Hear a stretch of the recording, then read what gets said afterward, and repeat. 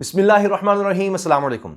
मौलाना फजलुर रहमान साहब शदीद गुस्से में हैं, बहुत परेशान हैं और डेरा इस्माइल ख़ान में जिस तरह उन्होंने खिताब किया है और जो तनकीद शदीद अल्फाज में की है, ऐसे तो उन्होंने शायद पहले कभी नहीं किया। उसकी वजह यह है कि हद हो गई कि अब ये वक्त आ गया है कि मौलाना फजलुर रहमान साहब के छोटे भाई ज़ियाउर रहमान की किस्मत का फ़ैसला खैबर पख्तूनख्वा हुकूमत यानी तहरीक इंसाफ की हुकूमत के हाथ में आ गया है। ये वक्त भी आना था कि अब इनके सगे छोटे भाई की किस्मत का फैसला इलेक्शन कमीशन के कहने पर, यानी इलेक्शन कमीशन ने मुरासला लिख दिया है खैबर पख्तूनख्वा हुकूमत को, चीफ सेक्रेटरी खैबर पख्तूनख्वा को ये लिख दिया है कि जनाब मौलाना फजलुर रहमान साहब के छोटे भाई जो सरकारी अफसर हैं ज़ियाउर रहमान साहब, उनके खिलाफ कार्रवाई की जाए। अब ये सवाबदीद है यानी खैबर पख्तूनख्वा हुकूमत की, तहरीक इंसाफ की, इमरान खान साहब की हुकूमत की कि वो इनके खिलाफ क्या एक्शन लेती है। एक तरह से ये सवाबदीद है, इसलिए कि इलेक्शन कमीशन ने तो खत लिख दिया, उसने रिकमेंडेशन दे दी कि इनके खिलाफ कार्रवाई करो, ये कह दिया गया है। अब मौलाना साहब इलेक्शन कमीशन पे तो गुस्सा निकाल नहीं सकते, उन्होंने दबाव में लाना शुरू कर दिया है खैबर पख्तूनख्वा हुकूमत यानी तहरीक इंसाफ की हुकूमत को। तो ये अब एक अजीब मैच पड़ गया है। अब हुआ क्या है वो भी मैं आपको बताऊंगा, लेकिन उससे दिलचस्प कहानी, बहुत ज़बरदस्त कहानी यह है कि ज़ियाउर रहमान साहब, मौलाना फजलुर रहमान साहब के छोटे भाई, ये सरकारी अफसर किस तरह बने, सरकारी अफसर किस तरह लग गए और इन ग्रेड्स तक कैसे पहुंचे, वो भी एक अजीब कहानी है। और 2007 से पहले पाकिस्तान टेलीकम्युनिकेशन में ये 17वें ग्रेड के ऑफिसर थे और वहां से ये किस तरह से जनाब डेपुटेशन पर, यानी गवर्नर के अहकामात, जब एमएमए की हुकूमत थी यानी मौलाना फजलुर रहमान साहब की खैबर पख्तूनख्वा में हुकूमत थी, उस वक्त गवर्नर के खुसूसी सिर्फ इनके लिए अहकामात होते हैं और इनको किस तरह प्रोविंशियल सर्विसेज में लाया जाता है, वो बड़ी दिलचस्प कहानी है। इस पर पूरी डिटेल बीबीसी ने छापी है।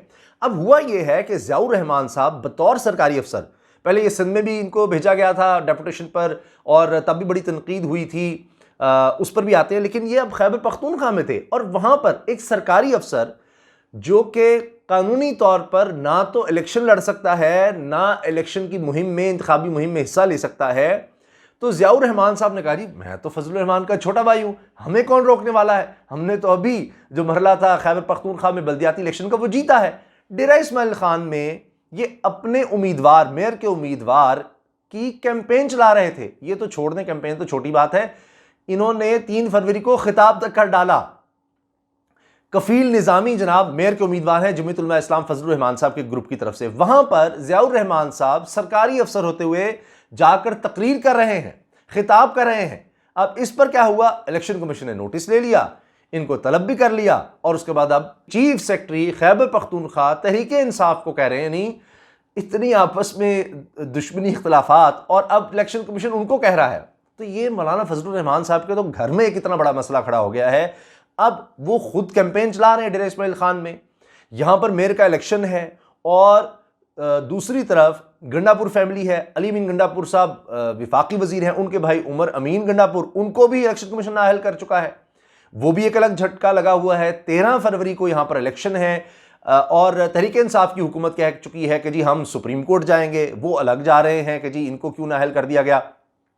अब मौलाना साहब भरपूर कैंपेन चला रहे हैं अपने भाई की, उसमें डेरा इस्माइल खान में उन्होंने जो तकरीर की है, उफ, वो तो यहां तक कह रहे हैं कि जी बगावत के हालात पैदा हो गए हैं, लोग अब ऐसे हालात हैं कि बगावत की तरफ जाने लगे हैं। तौबा तौबा, इस तरह की बात है कि मुल्क के खिलाफ बगावत की तरफ लोग जा रहे हैं, यहां कुछ नहीं बचा, तबाही हो गई, बर्बादी हो गई, मुल्क गिरवी रख दिया गया, स्टेट बैंक गया, पार्लियामेंट गई, पार्लियामेंट यानी स्टेट बैंक से ना पार्लियामेंट पूछ सकती है, ना हुकूमत पूछ सकती है, ना वज़ीर आज़म पूछ सकता है, इन्होंने सब कुछ बाहर दे दिया है। क्या मुल्क इसलिए बना था, ये इसलिए हासिल किया था, ये सब कुछ। हालांकि आप ये देखिए कि उस दौर में तो पाकिस्तान बनने के ख़िलाफ़ थी इनकी जमात, यानी उस वक्त की अगर बात करें जब पाकिस्तान बन रहा था। बहरहाल मौलाना साहब इस पर ये कह चुके हैं कि भाई मस्जिद पर झगड़ा ज़रूर हो सकता है, लेकिन जब एक दफ़ा मस्जिद बन जाए तो सब मुसलमानों की होती है, तो लिहाजा वो ये अब मंतक पेश करते हैं। तो मौलाना साहब के बड़े या इनकी जमात के बड़े जो थे वो तो खिलाफ थे पाकिस्तान बनने के। तो खैर अब वो कह रहे हैं कि जी पाकिस्तान इसलिए थोड़ी बनाया था, यहाँ पर तबाही हो गई है, यहाँ पर इतने बिल आ रहे हैं, यहाँ पर गुर्बत है, बेरोज़गारी हो गई है,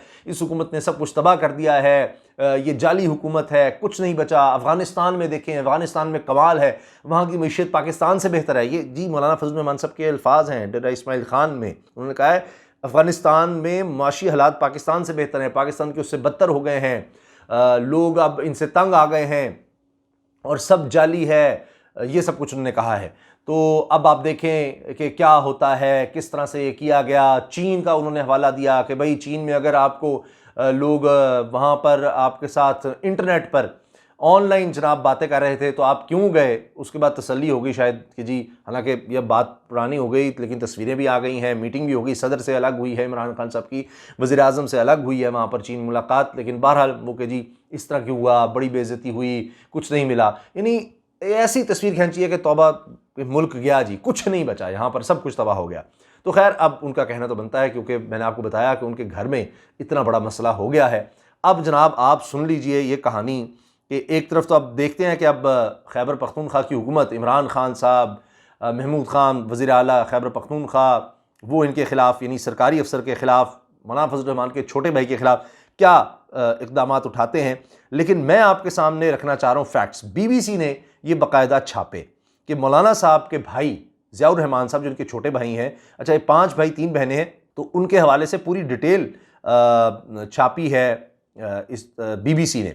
और BBC लिखता है कि जनाब किस तरह से कहाँ से ये कहाँ तक पहुँचे, वो बड़ी दिलचस्प तफसील है। नोटिफिकेशन भी दिखाया गया है। अब कभी इधर कभी उधर जाते रहे, यानी सिंध में भी ये डेपुटेशन पर गए थे, उस वक्त पीपल्स पार्टी के साथ हालात और थे, ये 2020 की बात है।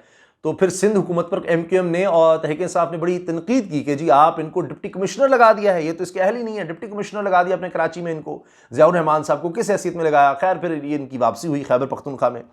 अब ये लगे किस तरह, तो 5 भाई 3 बहनें हैं, मौलाना फजलुर रहमान साहब सबसे बड़े हैं, और उनके बाद है जी अताउर रहमान साहब, फिर लुत्फुर रहमान साहब, इनके बाद ज़ियाउर रहमान यानी चौथे नंबर पर हैं, और सबसे छोटे भाई का नाम है जी उबैदुर रहमान। अब BBC ये कहता है कि जी जो हमें दस्तावेज़ात हासिल हुए इनके मुताबिक ज़ियाउर रहमान सितंबर 2007 से पहले पाकिस्तान के सूबा खैबर पख्तूनख्वा में पाकिस्तान टेली कम्युनिकेशन लिमिटेड यानी PTCL में ग्रेड 17 के मुलाजिम थे, और इन्हें उस वक्त वज़ीर आला खैबर पख्तूनख्वा अकरम खान दुरानी यानी जो कि MMA में थे, मौलाना साहब की उस वक्त हुकूमत थी, उन्होंने डेपुटेशन पर एडिशनल कमिश्नर अफगान महाजिरीन तैनात कर रखा था। अच्छा, एडिशनल कमिश्नर जनाब अफगान महाजिरीन। फिर क्या होता है, सितंबर 2007 में उस वक्त के गवर्नर खैबर पख्तूनख्वा अली मोहम्मद जान औरकज़ई ने खुसूसी अहकामात जारी करते हुए ज़ियाउर रहमान को प्रोविंशियल सिविल सर्विसेज में जम करने के अहकामात जारी कर दिए, खुसूसी अहकामात के इनको प्रोविंशियल सर्विस में ले आए, जिसके बाद इन्हें प्रोविंशियल मैनेजमेंट सर्विस में ग्रेड 17 में तैनात भी कर दिया गया। ज़ियाउर रहमान सूबा पंजाब में भी मुख्तलिफ ओहदों पर तैनात रह चुके हैं। सन 2018 में खैबर पख्तूनख्वा हुकूमत ने इन्हें OSD बना दिया, और BBC को मिलने वाली दस्तावेज़ात के मुताबिक विफाक ने जनवरी 2020 में ज़ियाउर रहमान को सिंध भेजने का हुक्मनामा जारी किया था। विफाकी हुकूमत के नोटिफिकेशन के मुताबिक ज़ियाउर रहमान की खिदमात डेपुटेशन पर सिंध को दी गई थी। सिंध हुकूमत ने फिर इसके बाद ना जनाब इनको डिप्टी कमिश्नर भी फिर तैनात किया था, और फिर बड़ा मसला बन गया, और फिर उनको फिर वापस भेजा गया। तो अब वो एक दफ़ा फिर बहुत ही ज़्यादा मुश्किल में आ गए हैं। अब देखिए कि जनाब क्या सलूक इनके साथ खैबर पख्तूनख्वा हुकूमत करती है। तो ये मसला बन गया है, यानी ये डेरा इस्माइल खान मेरे के इलेक्शन जो है ना, इन्होंने एक भूचाल सा पैदा कर दिया है हर तरफ, हुकूमत में, तहरीक इंसाफ में भी, और मौलाना फजलुर रहमान साहब, उनके ख़ानदान, उनकी जमात में भी। अल्लाह हाफ़िज़।